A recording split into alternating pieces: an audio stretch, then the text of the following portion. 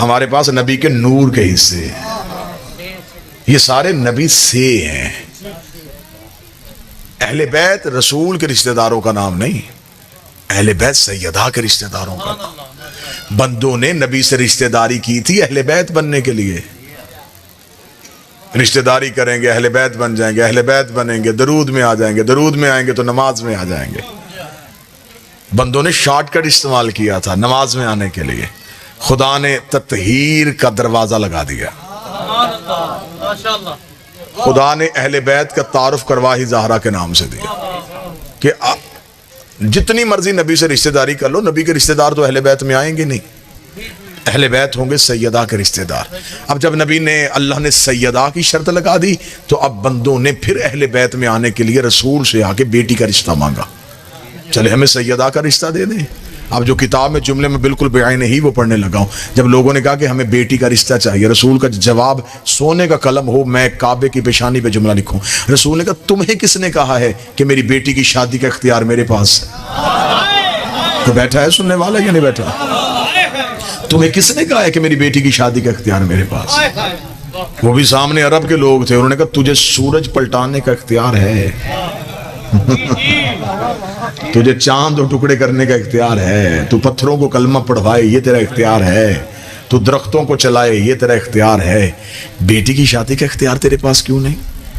شادی کو تو ولی کی اجازت ہوتی ہے اور تو بیٹی کا ولی ہے۔ جو جواب رسول نے دیا قلم ٹوٹ گئی ہے بندوں کی۔ رسول کا جواب سننا اور چہروں پہ نور ولایت آ جائے گا۔ رسول مسکرا کے فرماتے ہو جاہلو میں مسلمان بناتا ہوں معصوم نہیں بناتا۔ ہائے ہائے، میں مسلمان بناتا ہوں معصوم نہیں بناتا۔ بیٹی ہے معصومہ، رشتہ چاہیے معصوم، معصوم بناتا ہے وہ جانے۔ اور وہ عصمت کے معاملے میں اتنا سخت ہے، وہ مریم کو بغیر شوہر کے بیٹا دے دیتا ہے، معصومہ غیر کے گھر نہیں بھیجتا۔ خدا نے مریم کو بغیر شوہر کے بیٹا دیا، اور بیٹا بھی عام نہیں دیا، نبی دیا، پھر اسے روح اللہ بنایا۔ عیسیٰ جیسا بیٹا بغیر باپ کے دیا۔ چلیں آپ آمادہ ہیں اور بڑی بہت بہترین صبح مجلس اور بڑا ہی کمال مجمع جو بڑی آمادگی کے ساتھ گفتگو سن رہا ہے۔ اللہ نے جناب مریم کو بغیر شوہر کے بیٹا کیوں دیا؟ اس میں راز کیا ہے؟ اب جو راز کتابوں میں پڑھا میں پہلے وہ پڑھ دیتا ہوں، پھر جو نوکر پہ خیرات ہے وہ پڑھ دیتا ہوں۔ کتابوں نے کہا کہ اللہ نے جناب عیسیٰ کو بغیر باپ کے اس لیے پیدا کیا کہ جناب مریم معصومہ تھی اور اس دور میں مریم کا کف نہیں تھا۔ ایسا ہی ہے، یہی جواب ملا ہے نا آپ کو کہ اس دور میں جناب مریم کا کف نہیں تھا، اللہ نے بغیر شوہر۔ بابا جی اگر یہ علم کو تھوڑا سا باندھ دینا تو مجھے یہ دیکھنے میں آسانی ہو جائے۔ درود سارے حضرات کو لکھ کے بلند آواز سے۔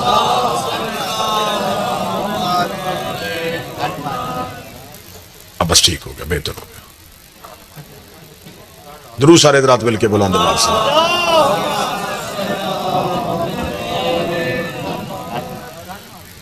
متوجہ ہیں سامان جی؟ اللہ نے جناب مریم کو بغیر شوہر کے بیٹا کیوں دیا؟ انہوں نے کہا جی بغیر شوہر کے اس لیے دیا کہ جناب مریم کے دور میں دوسرا معصوم کوئی نہیں تھا، ہم پلہ نہیں تھا، ایک ہی معصوم تھا وہ جناب زکریا تھے اور وہ رشتے میں خالو لگتے تھے، اس لیے اللہ نے بغیر شوہر کے بیٹا دیا۔ ٹھیک ہے جی، یہ بات میں بھی تسلیم کر گیا، قوم نے بھی کر لی تھی، میں بھی کر لیتا ہوں، لیکن حقیقتیں بڑی مشکل سے نیچے اترتی ہیں۔ سادہ چیز تو نیچے اتر جاتی ہے، حقیقت مشکل سے نیچے اترتی ہے۔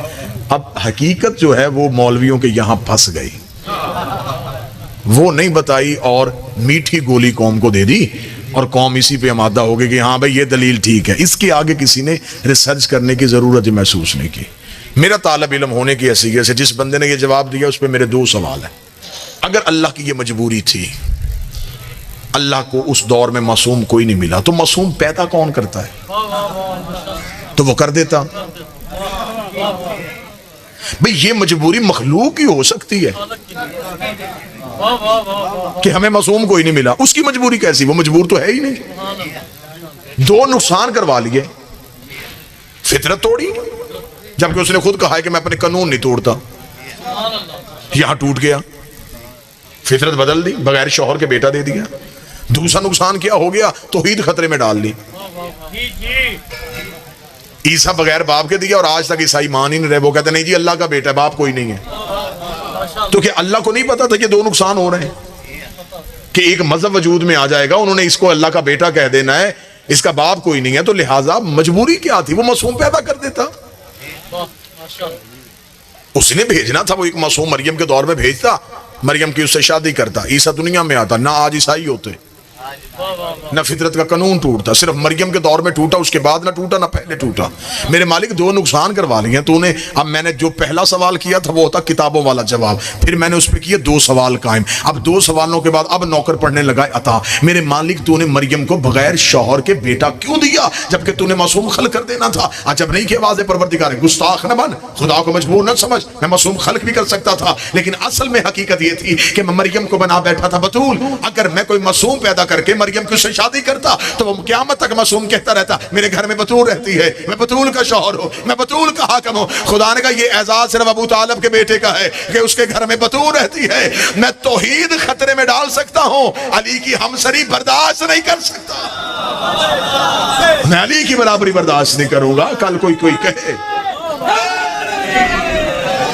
کوئی کہہ دے کہ میں اس فضیلت میں علی جیسا، اس کی بیوی بھی بتول، میری بیوی بھی بتول. نہ یہ اعزاز صرف علی کا ہے کہ اس کے گھر میں بتول رہتی ہے. جو اللہ علی کی ہمسری نبیوں میں برداشت نہیں کرتا وہ عرب کے کمیوں میں برداشت کرے گا. میں کسی بندے کا موازنہ علی سے کیوں پڑھوں؟ میں کسی مکے کے بندے کا مقابلہ علی سے پڑھوں؟ بطرفی القصا و اوما بید الیمن علی السما. موضوع ہے نا چادر کے پلوؤں کو تھام کے کہا میرے اللہ یہ ہے میری اہل بیت. اتنا نبی کہہ دیتا تو با خدا میں ممبر سے صرف اتنا ہی کہتا. نبی نے اتنا نہیں کہا. اللہم ان حول اہل بیتی کہہ کے نبی چپ نہیں ہوا. فرمایا خاصہ تھی، حامہ تھی، لحمہم لحمی، دمہم دمی، یعلمنی یعلمہم، یحزننی یحزنہم، انا حرب لمن حربہم وسلم لمن سالمہم وعدو لمن اعداہم ومحب لمن احبہم انہم منی وانا منہم. میرے لئے یہ صرف میری اہل بیت نہیں، میرے خاص ہیں، میرا حصہ ہے. ان کا گوشت میرا گوشت ہے، ان کا خون میرا خون ہے. اچھا رسول نے یہ نہیں کہا کہ میرا گوشت ان کا گوشت ہے. راز سنتے آئیے گا، صرف راز پڑھ رہا ہوں، صرف لفظوں میں چھپے ہوئے راز کھول رہا ہوں. رسول نے یہ نہیں کہا کہ میرا خون ان کا خون ہے، نہیں، ان کا خون میرا خون ہے، ان کا گوشت میرا گوشت ہے. یا رسول اللہ نور اول تو آپ ہیں، آپ کہہ دیں کہ میرا خون ان کا خون ہے، میرا گوشت ان کا گوشت ہے. میں میں یہ آپ نے میرا کیوں نہیں کہا کہ میرا خون ان کا، میرا ان کا کیوں نہیں، میرا ان کا کیوں نہیں؟ اب ان میں سے خون بھی نکال دوں اور گوشت بھی نکال کے اگر میں لفظ کہوں تو میرا خیال ہے پھر زیادہ وضاحت اچھی ہو جائے گی. یا رسول اللہ آپ نے یہ نہیں کہا میرا ان کا، آپ نے کہا ان کا میرا، ان کا میرا، ان کا میرا. رسول نے کہا سمجھ نہیں آیا؟ میرا ان کا میرا. کوئی میرے ایسے ہوں گے جو ان کے نہیں ہوں گے، ان کا کوئی بھی ایسا نہیں ہوگا جو میرا نہیں ہوگا. میرے بہت ایسے ہوں گے. اگر میں کہہ دیتا میرا ان کا تو میرے تو بہت ایسے ہیں جو میرے ہیں، ان کے نہیں. ان کا ایک بھی ایسا نہیں جو صرف ان کا ہو اور میرا نہ ہو. ان کا خون میرا خون ہے، ان کا گوشت میرا گوشت ہے. اگلی سطر سننا حدیث قصہ کی. رسول اللہ لحمہم لحمی دمہم دمی یعلمنی من یحزننی من. جس نے انہیں غضب نہ کیا اس نے مجھے غضب نہ کیا. اگلا جملہ سننا، رسول نے کہا میں ہر اس سے لڑوں گا جو ان سے لڑا. اب اس میں تو فرقوں والی بات ہی کوئی نہیں، صرف تاریخ سے جا کے پوچھ ان سے کون کون لڑا. جو ان سے لڑا وہ نبی سے لڑا، جو نبی سے لڑا وہ خدا سے لڑا. جو ان سے لڑے گا وہ مجھ سے لڑے گا، جو ان سے دوستی کرے گا وہ مجھ سے دوستی کرے گا، جو ان سے دشمنی کرے گا وہ مجھ سے دشمنی کرے گا. کیونکہ یہ مجھ سے ہیں، میں ان سے ہوں. اب رسول نے یہ جملہ کہا فجل صلواتکا برکاتکا رحمتکا غفرانکا رضوانکا. تو رحمت بھیج، تو درود بھیج، تو مغفرت بھیج، تو سلوات بھیج. نبی نے محبت میں قصیدہ پڑھ دیا, یہ میرے, ان کا خون میرا خون, ان کا گوشت میرا گوشت, ان کے دوست میرے دوست, ان کے دشمن میرے دشمن. خدا کو عرش پہ بیٹھے جلال آ گیا. خدا نے کہا اچھا آج چادر کے نیچے آ گئے تو تارے تیرے ہو گئے, آج چادر کے نیچے ہو گئے تو اہل بیت ساری تیری آ گئی. اب خدا کو بھی جلال ہے. خدا نے کہا وہ عزتی و بجلالی, میں نے زندگی میں کبھی کوئی قسم اپنی نہیں کھائی, لیکن آج میں اپنی عزت اور جلال کی قسم کھا رہا ہوں. انی خلقت السمان مبنیہ والارض مدیہ والشمس وضیہ والقمر منیرہ والفلک یدور والبحر یجری. او محمد تو نے کہا یہ تیرے ہیں سونے, اگر یہ نہ ہوتے آسمان نہ ہوتا. انی خلقت السمان مبنیہ, یہ عرش ہے تو ان کی وجہ سے, یہ فرش ہے تو ان کی وجہ سے, یہ دریا میں روانی ہے تو ان کی وجہ سے, یہ سمندر میں طغیانی ہے تو ان کی وجہ سے, یہ بادل میں شور ہے تو ان کی وجہ سے, یہ ہواؤں میں زور ہے تو ان کی وجہ سے, یہ کلیوں میں چٹک ہے تو ان کی وجہ سے, یہ پھولوں میں مہک ہے تو ان کی وجہ سے, یہ دن طلوع ہو رہا ہے تو ان کی وجہ سے, یہ غروب ہو رہا ہے تو ان کی وجہ سے, یہ تارے چل رہے ہیں تو ان کی وجہ سے, یہ نظام کائنات میں نے ان کی وجہ سے قائم رکھا ہوا ہے. اب فرش پہ نبی کہہ رہا تھا میرے ہیں, عرش پہ خدا کہہ رہا تھا میرے ہیں. پھر محمد نے کہا ایک کام کر لیتے ہیں, دعا میں کر لیتا ہوں, وعدہ تو کر لے. خدا نے کہا تو دعا کر, میں وعدہ کرتا ہوں. نبی نے ہاتھ اللہم وعلمن وعلہم وآدمن آدم, ہر اس سے دوستی کرنا جو ان سے دوستی کرے, ہر اس سے دشمنی کرنا جو ان سے دشمنی کرے. اب پتا چلا رضی اللہ سجدے کرنے سے نہیں ہوتا, 5 کو راضی کرنے سے ہوتا.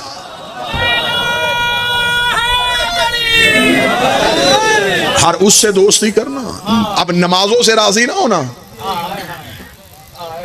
یہ نبی نے چادر میں بیٹھ کے کہا اب نمازوں سے راضی نہ ہونا, اب اپنے سجدوں سے راضی نہ ہونا. راضی تب ہونا جب یہ ہوں. اب دوستی کا معیار بدل, اب تیری دوستی نہیں, ان کا دوست تیرا دوست, ان کا دشمن تیرا دشمن ہے.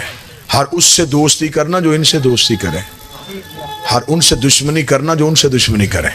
اب خدا نے کیا کہا تھا کہ مجھے اپنی عزت اور جلال کی قسم, توجہ میری طرف رکھیے گا, مجھے اپنے عزت و جلال کی قسم کہ میں کچھ بھی نہ بناتا اگر یہ نہ ہوتے. میرا خیال ہے یہ بات ادھوری رہی ہے, میں اسے مکمل کر دیتا ہوں. مجلس ہو رہی ہے, آج صاحبان لگا ہوا ہے, قلین بچھا ہوا ہے, ممبر سجا ہوا ہے, مومنین بیٹھے ہیں. آپ کل کو اسی جگہ پہ آئیں گے, نہ صاحباں ہوگا, نہ قلین ہوگا, نہ ممبر ہوگا. دروازے پہ کھڑا ہو کے کوئی بندہ پوچھے کہ وہ کل والا صاحباں, قلین, ممبر, کناتیں کہاں گئی, تو کوئی کہے گا وہ سب کچھ تھا مجلس کی وجہ سے. مالک حسین عزت فرمائے, جو پہلے لمحے میں مومن بولے اس کا مطلب ہے کہ اس کا ذہن مجلس میں ہوتا ہے. وہ سب کچھ جیسے سب تھا مجلس کی وجہ سے. مجلس ختم, انتظام ختم. اس کا مطلب ہے یہ سب کچھ مجلس کی وجہ سے. خدا کہتا ہے مجھے عزت اور جلال کی قسم, میں نے زمین ان کی وجہ سے بنائی ہے, آسمان ان کی وجہ سے بنا. تو اب جلال پور کا مجمع بول کے مجھے بتائے, اللہ سے سوال نہ کرے میرے مالک اگر ان میں سے سارے چلے گئے ہیں تو زمین لپیٹ دے, آسمان گرا دے, سورج بجھا دے, چاند واپس لے جا, تو نے سب کچھ ان کی وجہ سے بنایا. جب یہ ہی نہیں تو پھر زمین و آسمان کیسا؟ خدا نے کہا گستاخ نہ بن, یہ تھے نہیں یہ ہیں. ان کا کوئی نہ کوئی محمد ابھی بھی ہے, یہ تھے نہیں, کوئی محمد ابھی موجود ہے جس کی وجہ سے آسمان بچا ہوا ہے, زمین سجی ہوئی ہے. کوئی محمد ابھی ہے جس نے کائنات کے نظام کو روکا ہوا ہے. کوئی محمد ہے جو نظام کائنات چلا رہا ہے. آج کے شیعوں کے لیے مدت پہلے صادق کی بارگاہ میں ایک صحابی نے سوال کیا تھا, اس دور کے شیعوں کے لیے نہیں تمہارے لیے کیا تھا. وہ جواب مولا کا سننا اور اپنا عقیدہ ٹھیک کر لینا. اس بندے نے امام سے کہا مولا جس دور میں آپ میں سے کوئی بھی نہیں ہوگا اس دور کے شیعہ مسائل کس سے پوچھیں گے؟ یقیناً یہ آج کے دور کی بات ہے. جس دور میں آپ کا کوئی بھی نہیں ہوگا اس دور کے شیعہ کیا کریں گے؟ امام جلال میں آ کے کہتے وہ کون سا دور ہوتا ہے جب ہم نہیں ہوتے؟ ہم ہر دور میں موجود ہیں. اب میں کیا کروں, میں مشکل دور کا پابند خطیب ہوں. مجھے حقائق پڑھنے بھی ہوتے ہیں اور ہوا کے جھونکے کی طرح گزرنا بھی ہوتا ہے. میں چاہتا ہوں کہ قوم کے سامنے یہ امانتیں پڑھی جائیں، لیکن اشارہ اتنا بہتر استعمال کیا جائے کہ جتنا بہتر اشارہ میری قوم سمجھتی ہے اتنا روئے زمین پہ کوئی قوم نہیں سمجھتی۔ میں اشارہ دینے لگا ہوں، جو اشارہ سمجھے گا مجھے چہرے سے پتہ چل جائے گا یہاں اشارہ۔ پیاسے کا کام ہے چشمے کو ڈھونڈنا۔ بابا جی اشارہ سمجھے گا، پیاسے کا کام ہے چشمے کو ڈھونڈنا۔ اب اگر کوئی پیاسا چشمہ ڈھونڈے ہی نہ اور نالی سے پانی پی لے، اس میں چشمے کا کیا قصور؟ کو بیٹھا ہے اشارہ سمجھنے والا؟ تمہارا کام تھا امام کو ڈھونڈنا، اب تم امام کو ڈھونڈو ہی نہ اور کسی اپنے مرضی کے پوچھ لو تو بتا دے، تو اس میں مالی کا کیا قصور ہے؟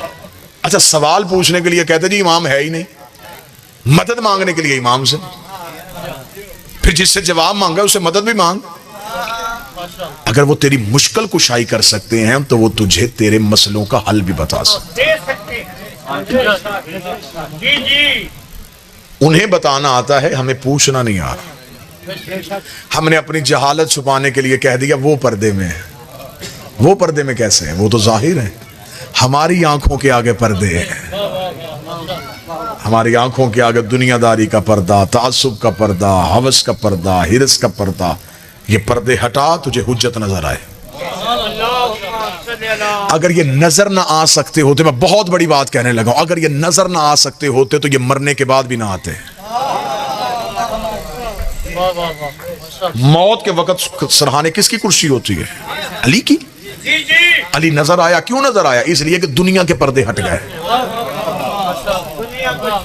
دنیا کے پردے ہٹے، حجت نظر آ گئی۔ تو ابھی زندہ ہٹا، حجت ابھی نظر آ جائے گی۔ حجت نظر میں آ سکتی ہے، تو پردے ہٹا، مرنے کے بعد بھی تو نہیں بدلا، تیرے اعمال بھی وہی تھے۔ امام فرماتے ہیں ہم سے ملاقات کے لیے جو شیطان ہمارے ماننے والے کے دل میں پہلی رکاوٹ ڈالتا ہے وہ یہ ڈالتا ہے کہاں ہم کہاں وہ۔ آج بھی کسی شیعہ سے پوچھو جی امام سے ملاقات ہو سکتے، وہ کہتے ہیں ہم گناہگار ہیں۔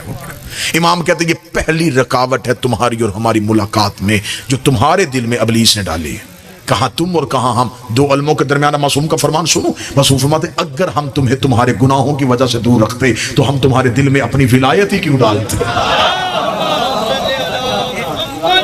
اگر ہم نے تمہارا ظرف اس قابل سمجھا ہے کہ اپنی ولایت تمہیں دی ہے تو یقیناً ہم تمہیں ملنا چاہتے ہیں، ہم تمہیں ملنا چاہتے ہیں۔ ہماری طرف سے انکار نہیں ہے، تمہاری طرف سے انکار ہے۔ ہم ملنے سے نہیں گھبرا رہے، تم ملنے سے گھبرا رہے۔ جی بالکل۔ امام فرماتے ہیں کہ میں بہت دفعہ منبر سے یہ جملہ پڑھ چکا ہوں لیکن میں اپنی قوم کے بچوں کو رٹانا چاہتا ہوں۔ امام فرماتے ہیں اپنے گھر میں دسترخوان سجاؤ تو ایک فرد کی جگہ خالی چھوڑ دو۔ بچے ماں باپ سے پوچھیں یہ کس کی جگہ ہے تو اس سے کہو ہمارا امام ہمارے دسترخوان پہ آئے گا۔ جس گھر کے بچوں کو یقین ہو جائے کہ ہمارا مولا ہمارے گھر آتا ہے، ہمارا مولا ہمارے گھر میں آتے ہیں، ہماری دعائیں سنتے ہیں، ہماری مشکلوں میں ہمارے حل کرتے ہیں، تو وہ بچہ کبھی بھی غیر سے نہیں مانگے گا۔ مولا فرماتے ہیں ہمیں دکھ ہوتا ہے جب ہمارے ہوتے ہوئے تم کسی سے مانگتے ہو۔ یہ یقین ہے کہ امام، کسی شیعہ سے پوچھو امام زندہ ہے، زندہ ہے، موجود ہے، موجود ہے، دیکھ رہے ہیں، دیکھ رہے ہیں، لیکن پھر بھی اس کے باوجود ہم غیروں کے دروازے پہ کھڑے، میرا یہ کام کروا دے، میری یہ مشکل حل کروا دے، میری یہ مشکل حل کروا دے۔ امام نے کہا یہ رکاوٹ تم نے ڈالی ہے، تم ہم سے مانگنا شروع کرو، ہم تمہیں دینا شروع کریں گے۔ تمہارے مانگنے میں دیر ہو سکتی ہے، ہمارے دینے میں دیر نہیں ہو سکتی۔ حدیث قصہ کے راز جتنے کم علمی کی بنیاد میں پڑھ سکتا تھا میں نے آپ کے سامنے پڑھے۔ ان 14 کو صرف ماننا نہیں، ان کی معرفت شرط ہے۔ انہیں پہچانو، یہ ہیں کون، ان کی معرفت کیا ہے۔ یہ انہوں نے کرم کر دیا ہے کہ انہوں نے ہمارے دل میں اپنی محبت پیدا کر دی۔ اب ہمارے دل میں ان کی محبت ہے، ان کی ولایت ہے۔ کتنا بہتر جملہ علی نے ہمارے لیے کہا ہے۔ مولا فرماتے ہیں میں اپنے دشمن کو دنیا بھی سجا کے دے دوں وہ پھر بھی مجھے نہیں مانے گا۔ خود علی فرما رہے، نہج البلاغہ میں فرما رہے، مولا فرماتے ہیں میں اپنے دشمن کو ساری دنیا بھی دے دوں وہ پھر بھی مجھے نہیں مانے گا۔ اور پھر جو تم پہ فخر کیا وہ سننا، علی فرماتے ہیں میں اپنے محب کی ناک پہ تلوار رکھ کے کہوں میری محبت مجھے واپس کر، وہ پھر بھی نہیں کرے گا۔ وہ میرے کہنے پہ بھی مجھے واپس نہیں کرے گا. علی کو اتنا ناز ہے اپنے شیعہ پہ. ایک بندے نے کوفے میں آ کے کہا تھا, اس نے کہا یا علی میں غریب ہو گیا ہوں, تیری محبت کا فائدہ کیا ہے؟ علی نے چہرہ پھیر لیا. اس نے کہا میں مانگنے کے لیے آیا تھا, آپ نے رخ کیوں بدلا؟ امام نے فرمایا حق کے امام کے سامنے جھوٹ بولتا تجھے شرم نہیں آتی؟ اس نے کہا مولا میں نے کیا جھوٹ بولا؟ فرمایا قیمتی چیز اپنے پاس رکھ کے خود کو غریب نہیں کہتے. اس نے کہا مولا میرے گھر میں کوئی قیمتی چیز نہیں. مولا نے فرمایا اس وقت بھی تیرے پاس وہ چیز ہے. مولا کوئی چیز بھی نہیں ہے. امام نے فرمایا ابھی سودا کر لیتے ہیں, میری محبت مجھے واپس کر, کائنات کے خزانے تجھے دیتا ہوں. قدموں میں گر کہتا دو جہاں بھی تول کے دے, میں تیری محبت پھر بھی واپس نہیں کروں گا. علی مسکرا کے فرماتے اتنی قیمتی چیز اپنے پاس رکھ کے خود کو غریب کیسے کہلوا رہا؟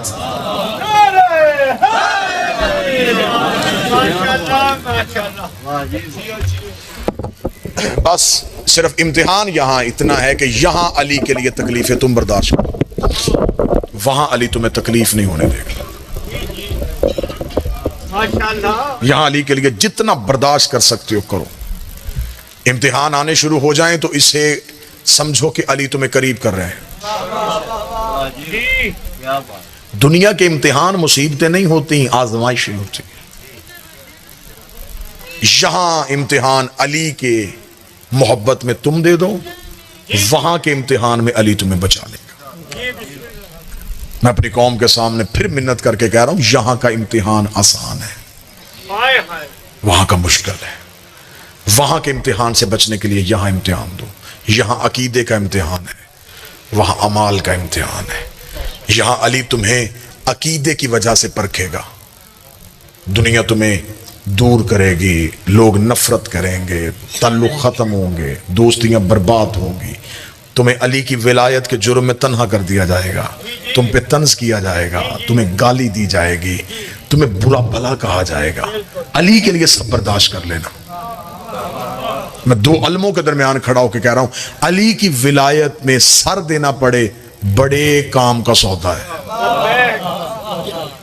علی کی ولایت کے لیے تعلق قربان کرنا پڑے کوئی گھاٹے کا سودا نہیں. سب کچھ چھوڑ دینا, علی نہ چھوڑنا. مشکل دور آ گیا ہے, علی کی ولایت طریقے سے چھیننے کی کوشش کی جا رہی ہے. کہیں عبادت کے بھیس میں, کہیں خوف کے بھیس میں, کہیں حرص کے بھیس میں. کبھی بھی علی نہ چھین. علی کی ولایت میں سیسا پلائی دیوار بن جاؤ. دنیا میں علی کا اتنا مشکل کام ہے, علی آسانیوں سے نہیں ملتا. میں ایک ہی جملہ کہوں تو میرا خیال ہے کہ پھر میری قوم کو 1 گھنٹہ میری محنت کی ضرورت نہیں پڑے گی. علی ولی اللہ اتنا مشکل امتحان ہے کہ علی کی ولایت کی دشمنی میں لوگوں نے محمد کا جنازہ چھوڑ دیا تھا. آج لوگ کہتے ہیں جی بندے ہم سے نہیں بولتے, ہم علی ولی اللہ پڑھتے ہیں, لوگوں نے ہمارے ساتھ تعلقات ختم کر لیے. تو تمہارے ساتھ تعلقات ختم ہوئے تو اس میں کیا ہوا؟ لوگوں نے مصطفیٰ کے ساتھ تعلق ختم کر لیا تھا. 1.25 لاکھ بندہ غدیر میں چھوڑ کے آیا تھا, کائنات کا رسول.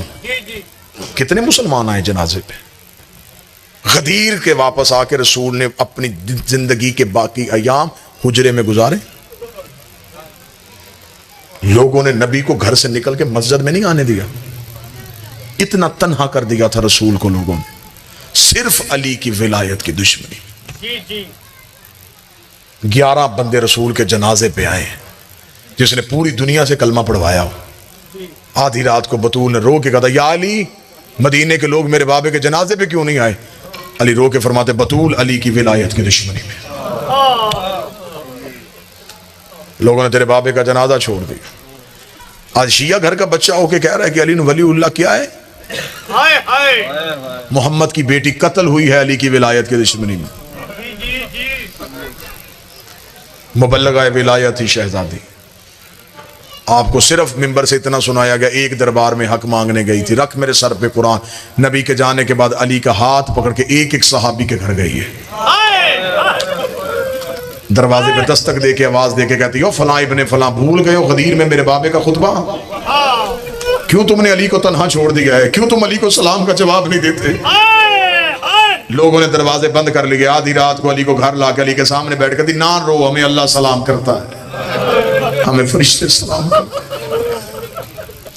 علی رو کے کہتے ہیں بطول میں اپنی غربت کی وجہ سے نہیں رو رہا, بطول تیرے احسان دیکھ رہا ہوں. بطول تو میری ولایت کی تبلیغ کے لیے اتنا کچھ کر رہی ہے، لوگ تجھے زندہ نہیں چھوڑیں گے۔ بطول نہ اتنی کھل کے میری ولایت پڑھ، لوگ قتل کر دیں گے تجھے۔ آج مجھ جیسے جاہل کو کسی چوک میں گولی بھی علی کی ولایت کے لیے لگ جائے تو میری نسلیں قرضہ نہیں اتار سکتی۔ محمد کی بیٹی قتل کی ہے لوگوں نے، اتنی کھل کے علی کی ولایت کی تبلیغ کی ہے کہ بندوں نے گھر آ کے مارا رسول کی بیٹی کو۔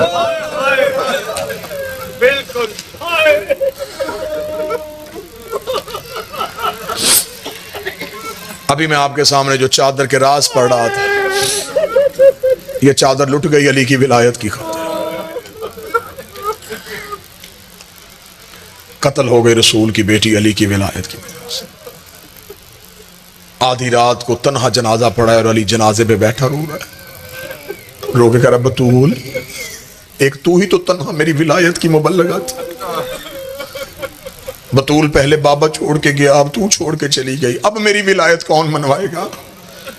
علی بطول کے جنازے پہ اتنا کہہ رہا تھا، یا پیچھے سے علی کی بیٹی آئی، بابے کے گلے میں باہیں ڈال کے کہتی نہ رو، ابھی زینب زندہ ہے۔ بابا لوگوں نے تیری ولایت کی خاطر اگر تیرے بیٹے بھی قتل کر دیے نا تو تیری بیٹی زندہ ہے۔ کیوں مارا کربلا میں رسول کا بیٹا حسین؟ بہت غلطی کی مولوی نے، اس نے قوم کو حق نہیں سنایا، دین بچانے کے لیے گیا تھا، کلمہ تو وہ پڑھ رہے تھے، نمازیں تو وہ پڑھ رہے تھے، روزے تو وہ رکھ رہے تھے۔ آخری حملہ پڑھو میرے بادشاہ حسین کا، مقتل کی بڑی سے بڑی کتاب اٹھا کے آخری حملہ پڑھو، جب سارے مارے گئے نا تنہا رہ گیا میرا حسین۔ 9 لاکھ کے سامنے جا کے حسین نے رو کے کہا او مسلمانوں، میں تم میں وہ چہرے دیکھ رہا ہوں جنہوں نے مجھے نبی کے کاندھوں پہ دیکھا ہے، میں تم میں وہ لوگ دیکھ رہا ہوں جنہوں نے مجھے نبی کی پشت پہ دیکھا ہے، آنکھوں سے دیکھا ہوا اور پھر قتل کر رہے ہو۔ حسین 9 لاکھ کے سامنے یوں کھڑے ہو کہتے تم نے میرا اکبر مارا میں چپ رہا، تم نے میرا غازی مارا میں خاموش رہا، تم نے ایک دن میں میرا سارا گلستان اجاڑ دیا میں چپ دیکھتا رہا، مجھے صرف اتنا بتاؤ مجھے مارنا کیوں چاہتے ہو؟ 9 لاکھ سے آواز آئی لے بغض ابھی، تیرے باپ علی کے دشمنی کیوں کیا تھا تیرے نانے نے علی کی ولایت کا اعلان؟ ہم علی کی نسل ختم کریں گے، تیرے باب علی کی ولایت کی دشمنی میں آئے۔ بیٹے نے جملہ کہا مجھے کیوں مار رہے ہو؟ انہوں نے کہا تیرے بابے کی دشمنی میں۔ بیٹے کا کہا ہوا یہ قوم بھول جاتی، مجھے حسین کی ماں کی قسم ہے بیٹی نے شام کے بازار میں کھڑے ہو کے کہا مجھے کیوں مار رہے؟ انہوں نے کہا تیرے بابے علی کی دشمنی میں مارے۔ شیعہ ہو کہ آج کوئی بندہ علی کی ولایت چھوڑ دے جس ولایت کے لیے علی کی بیٹی شام کے بازار میں پتھر کھاتی رہی۔ کتنا مارا انہوں نے علی کی بیٹی کو، مجھے حسین کی ماں کی قسم ہے ہم تو تمہیں ڈرتے سناتے ہی نہیں، کتاب سے روایت پڑھتے ہیں، کئی بار سوچتے ہیں کہ روایت کیسے پڑھیں گے تو مجمع سے مومن مر کے اٹھیں گے، کیسے پڑھیں گے؟ 2 علموں کے درمیان کھڑا ہوں، صرف اتنا پڑھتے پتھروں کی بارش ہوئی، رکھ میرے سر پہ قرآن۔ شام کی عورتوں نے ابلتا ہوا پانی علی کی بیٹی کا جس کے ہاتھ میں جو آیا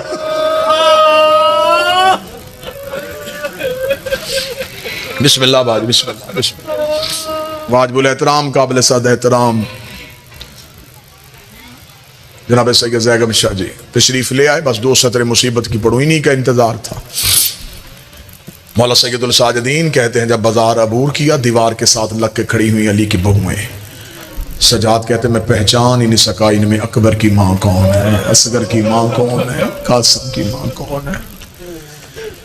میں غیر سید ہوں، مجھ سے بازار شام آج تک نہیں پڑھا گیا کہ کیسے گزری تھی علی کی بیٹی۔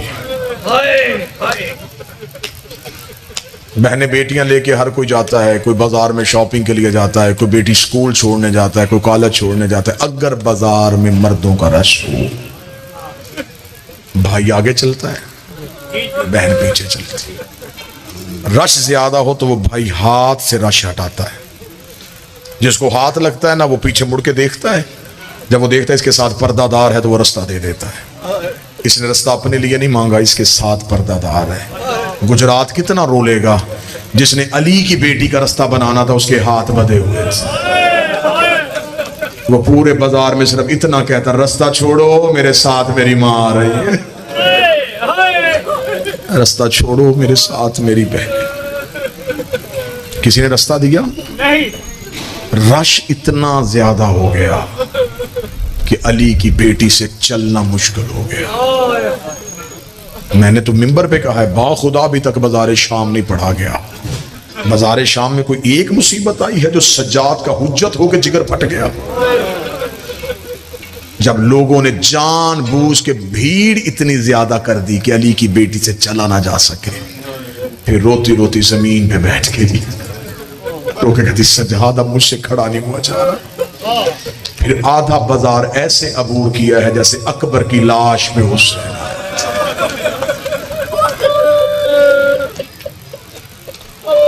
جب واپس آ گئی تھی مدینے, ایک مستور نے پوچھا تھا بس آخری جملہ, اس نے کہا بی بی سب سے زیادہ ظلم کہاں ہوا؟ فرمایا شام میں.